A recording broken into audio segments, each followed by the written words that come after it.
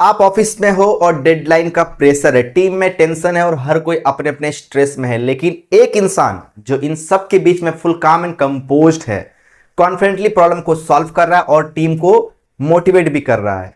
आप सोच रहे हो ये कैसे पॉसिबल है? इस बंदे में ऐसी कौन सी सुपर पावर है जो बाकी सबसे अलग है? ये सुपर पावर है इमोशनल इंटेलिजेंस।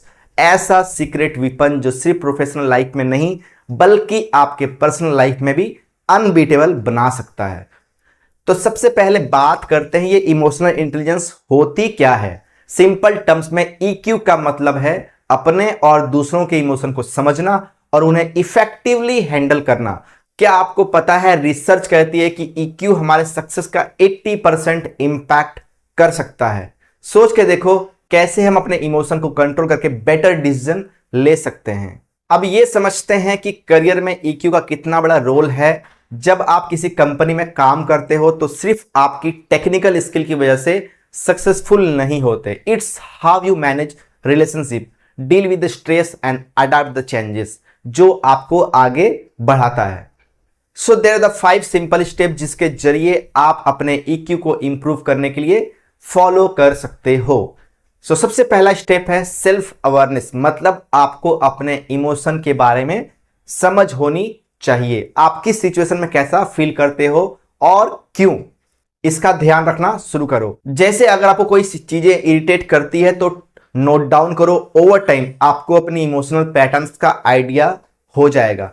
और एक छोटी सी टिप, मेडिटेशन या जर्नलिंग आपकी सेल्फ अवेयरनेस को बूस्ट करने में काफी हेल्प करती है। सेकेंड स्टेप है सेल्फ रेगुलेशन, यानी कि अपने इमोशन को कंट्रोल करना। जब आपको गुस्सा आए या स्ट्रेस हो तो instead of reacting impulsively deep breath लो, थोड़ा पॉज करो और फिर सोचो। ऐसे सिचुएशन में काम रहना ईक्यू का रियल टेस्ट होता है। तो अगली बार जब आप कोई स्ट्रेसफुल सिचुएशन आए तो ये याद रखो, पॉज, ब्रेथ एंड रिस्पॉन्ड। तीसरा स्टेप है एम्पैथी, मतलब दूसरों के इमोशन को समझना। आपको सिर्फ अपनी इमोशन को नहीं बल्कि अपने कलीग्स, बॉस या क्लाइंट के इमोशन को भी समझना होगा। इससे आप उन्हें बेटर सपोर्ट कर पाओगे और वर्क इन्वायरमेंट पॉजिटिव रहेगा। नेक्स्ट टाइम अगर आपके कोई टीम मेंबर्स की परफॉर्मेंस लो हो तो उसे सीधे डांट कर नहीं, इसके अलावा आप उसे समझाकर और सिखाकर भी परफॉर्मेंस की उम्मीद कर सकते हैं। So coming to fourth step, that is social skill develop करना। आपको अपने टीम के साथ मिलजुल कर काम करना आना चाहिए। यह नहीं कि बस आपको अपना काम अकेले करके आपको निकल जाना है। कोलैबोरेशन और टीम वर्क आपकी ईक्यू को इनहैंस करता है। Try to be more approachable, help others and stay open to feedback. The more you engage the better your social skill will become. आखिरी स्टेप है सेल्फ मोटिवेशन। इमोशनल इंटेलिजेंस का एक part है अपने आप को मोटिवेटेड रखना, चाहे कैसे भी चैलेंजेस आए। जब आप अपनी गोल्स को क्लियर रखते हो और पॉजिटिव माइंडसेट को मेंटेन करते हो तो आप ज्यादा प्रोडक्टिव और फोकस्ड रहते हो। Set small milestone, celebrate your achievement and अपने प्रोग्रेस से मोटिवेट होते रहो।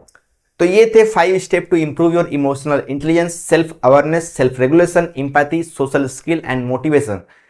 इन सबको अपने डेली रूटीन में प्रैक्टिस करो और देखो कैसे आपका करियर सक्सेसफुल स्काई रॉकेट करेगा। याद रखो ईक्यू कोई ऐसा स्किल नहीं है जो एक दिन में आ जाए। It's a continuous process, so stay patient and consistent.